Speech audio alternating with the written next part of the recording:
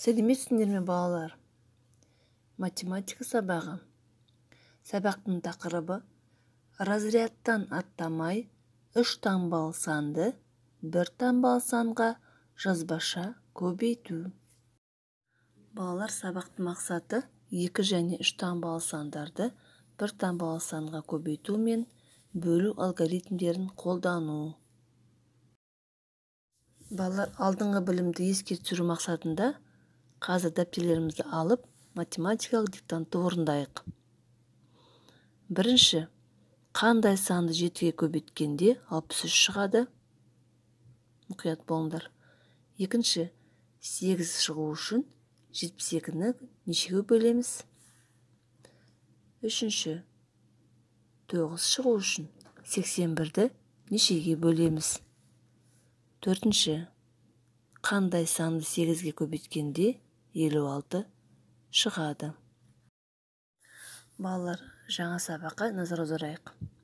2 таңбалы және 3 таңбалы сандарды 1 таңбалы санға көбейтуді баған түрінде жазып орындаған ыңғайлы. Бұл жағдайда көбейту таңбасы x болып қолданылады.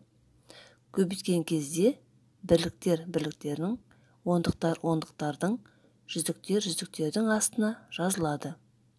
Көбейту бірліктерден бастап орындалады. Назар аударайық.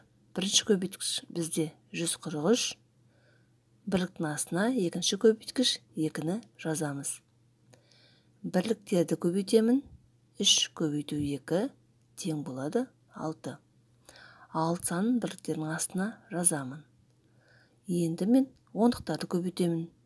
Ол үшін 4-ті 2-ге көбейтемін. Болады 8. 8 санын ондықтардың астына жазамын. Енді мен жүздіктерді көбейтемін.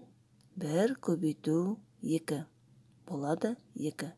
2-ні жүздіктердің астына жазамын. Енді мен жауабын оқимын. 86. Балалар, енді нөмір 1-ші тапсырмаға назар аударайық. Абай Құнанбаев, ұлы ақын, философ, ағартушы, аудармашы. Абай мұрасы қазақ мәдениеті мен әдеби тілінің дамуына үлкен ықпал жасады.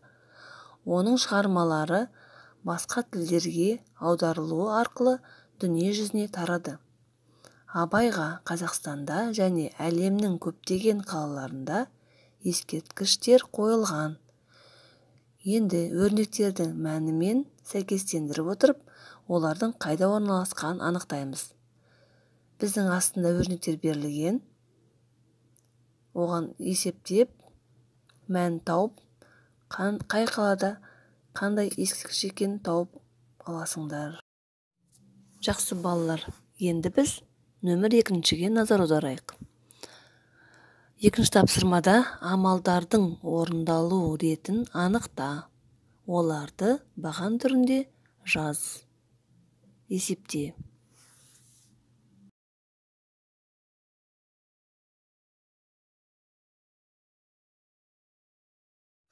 Балалар, енді нөмір 3-ші есепке назар аударайық. Берілгенде былай дейді.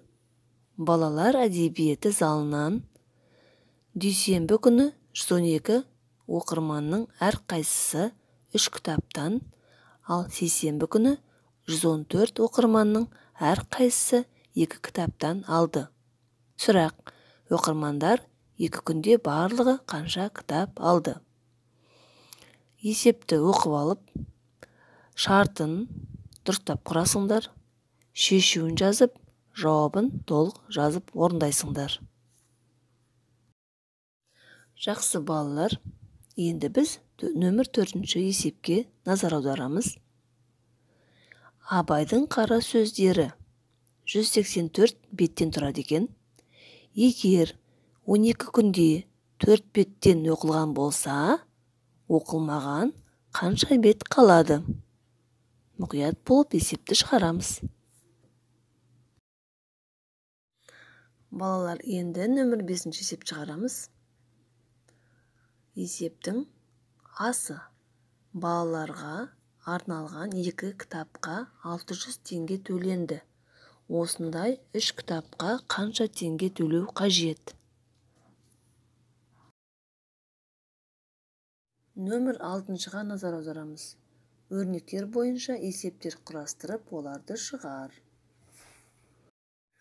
Балалар, жақсы, өте жақсы. Нөмір 8-ге қараймыз. Нөмір 8-де көрсетілген өлшем бірліктеріне өрнекте. Балалар, енді нөмір 9-ге қараймыз. Бұл жерде логикалық тапсырма. Бірінші суретке мұқият қара. Екінші суреттегі таразының бос табағына қанша алмұрт салу қажет? Ойланамыз. Жақсы балалар, енді сабақты қорытындылай келе 3 таңбалы санды 1 таңбалы санға көбейтуді үйрендік, балалар. Енді үйге тапсырма. 56-шы беттегі нөмір 7-ші есеп.